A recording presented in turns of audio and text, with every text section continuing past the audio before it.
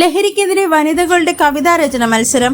യുവതലമുറയെ കാർന്നു തിന്നുന്ന മയക്കുമരുന്ന് ലഹരിക്കെതിരെ gallery of nature human and nature welfare organisation എന്ന സംഘടനയുടെ നേതൃത്വത്തിൽ തിരുവനന്തപുരത്ത് വനിതാ കവിതാരചന മത്സരം സംഘടിപ്പിച്ചു.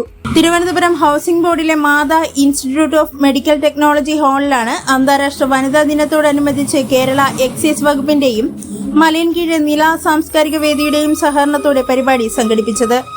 തിരുവനന്തപുരം, കൊല്ലം ജില്ലകളിൽ നിന്നായി വീട്ടമ്മമാരും കോളേജ് വിദ്യാർത്ഥികളും ഉൾപ്പെടെ നിരവധി വനിതകൾ മത്സരത്തിൽ പങ്കെടുത്തു. ചെങ്കച്ചുളയിലെ എഴുത്തുകാരിയും വിങ്സ് ഓഫ് വുമൺ എന്ന പെൺകൂട്ടായ്മയുടെ സെക്രട്ടറിയുമായ ധനുജകുമാരി പരിപാടി ഉദ്ഘാടനം ചെയ്തു. ഗാലറി ഓഫ് നേച്ചർ സംഘടനയുടെ പ്രസിഡന്റ് സുമേഷ് കോട്ടൂർ അധ്യക്ഷനായി. ട്രഷറർ പ്രിയാശാം സ്വാഗതം ആശംസിച്ചു. Woman protection officer doctor Sunitha വിജയികളെ പ്രഖ്യാപിക്കുകയും CWC chairperson advocate Shaniba Beegum സമ്മാനം വിതരണം ചെയ്യുകയും ചെയ്തു.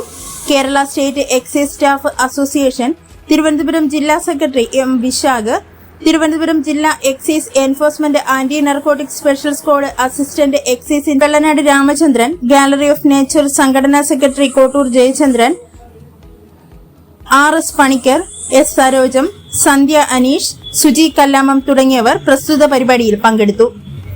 Kerala state excise staff association Thiruvananthapuram ജില്ലാ കമ്മിറ്റി വിജയികൾക്കുള്ള ട്രോഫികൾ സ്പോൺസർ ചെയ്ത പരിപാടിയിൽ വിജയികൾക്ക് ട്രോഫിയും പങ്കെടുത്ത എല്ലാവർക്കും സർട്ടിഫിക്കറ്റുകളും വിതരണം ചെയ്തു.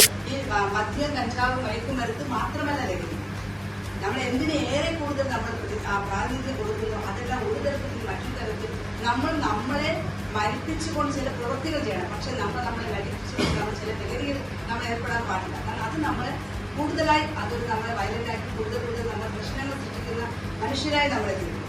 കഴിഞ്ഞ ദിവസത്തെ ഈ വെഞ്ഞാറമൂടിലെ ഒരു കൊലപാതകം ഞങ്ങളെ കോടതിയിൽ ഏറ്റവും കൂടുതൽ ഇന്ന് അവിടെ ചർച്ചാ വിഷയമാണ്. നമുക്കവിടെ എന്ത് വന്നാലും നമ്മളിങ്ങനെ സ്വയം വിമർശനമായിട്ട് എടുക്കുന്ന ആൾക്കാരാണ്. കാരണം എത്രയൊക്കെ മക്കളോട് തെറ്റുകാരെ കണ്ടാലും സ്വയം വിമർശിക്കുന്ന ആൾക്കാരാണ്. ചെയ്ത തെറ്റിനെ അവർ അംഗീകരിക്കുകയാണ്. അപ്പം ഈ 2 ദിവസവും നമ്മൾ കേൾക്കുന്നത് തന്നെയാണ്.